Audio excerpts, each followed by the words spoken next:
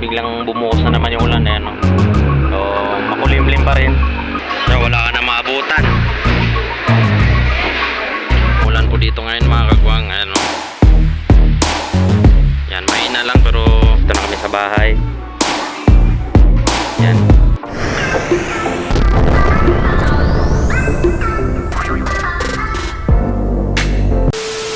Yun, isang maulan na umaga po sa inyo lahat mga kagwang. Ayan, welcome na naman po sa aking YouTube channel. Yan, ang oras natin ngayon ay alas 10 na ng umaga. Yan, kung makikita nyo mga kagwang, ayan, umuulan ngayon. Ayan, umuulan po dito ngayon mga kagwang. Ayan, o. Yan, mahina lang pero hindi pa humihinto. Kanina pa pong umaga ito nag-umpisa. Kahit tumulan mga kagwang ay tuloy pa rin kami sa aming pupuntahan ngayon. Pupunta kami ng palengke. Meron lang kami bibilhin, kasama na yung ulam, tsaka yung isasama na rin namin yung para do sa tindahan namin, yung bigas sa patukan ng manok.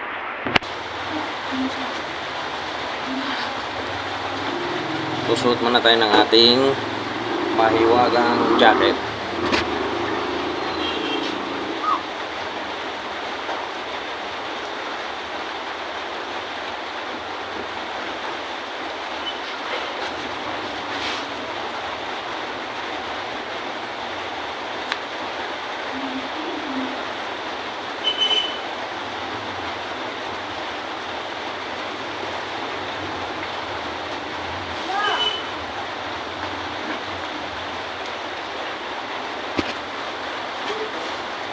Alright.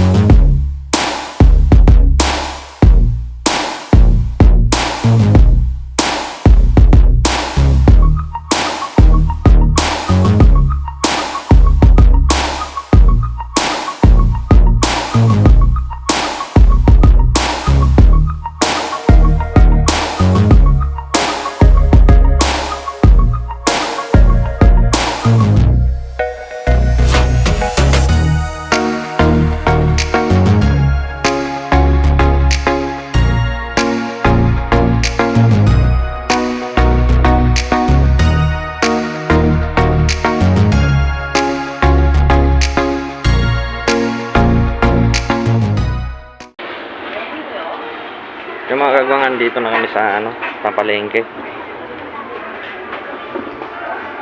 Yan, so medyo tinanghali na kami. Nagliligpitan na yung mga nagtitinda.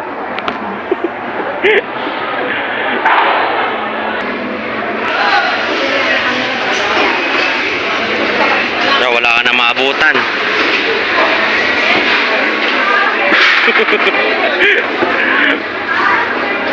Bibili muna kami ng ulam mga kagwang. Nuuna muna namin yung ulam, baka wala na kami maabutan dito eh.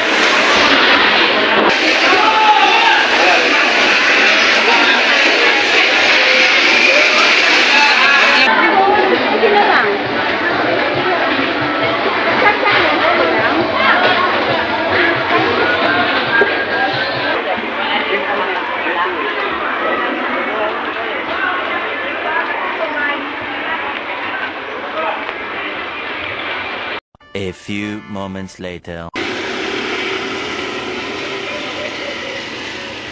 Yan na mga kagwang, buti tumigil na yung ulan. So nandito na kami sa may sa may suki namin ng bilihan ng bigas saka patukan ng manok. Ayan. Ayan. So saglit lang kami doon sa palengke mga kagwang. So ito lang yung binili namin. Ayan. Ayan. Nagmamadali kasi kami mga kagwang dahil itong suki namin na bilihan ng bigas ay half day lang sila, kaya inaabol namin. ayan, nandito na oh. Dito na lang. Ayan. So, ito na po yung bigas. So, inintay ko na lang yung ano, yung patukan ng manok. Para makaalis na kami, baka maabutan na naman kami ng ano, ulan. Ano, wala na? Yan mga kagwang, ito na. Yung ano namin, patukan ng manok sa bigas. Wala na ba? Ha?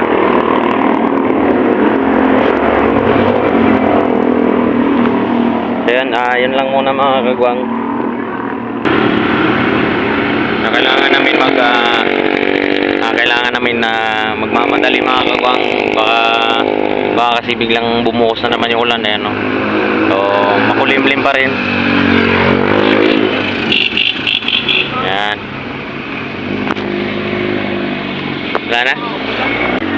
Tapos na kami mga kagwang, so pauwi na kami. Alright, so tara.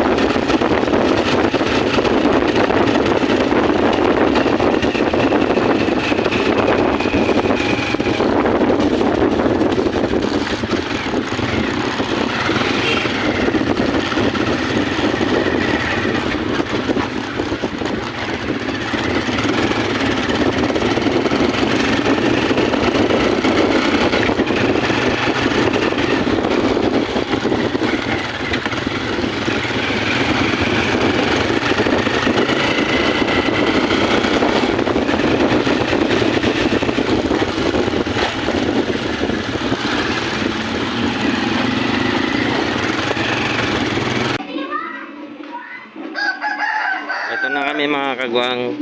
Yan, nandito na kami sa bahay. Yan. Konti lang yung binili namin dahil ano, pasara na yung palengke. Yan, so ibababa muna namin mga kagwang.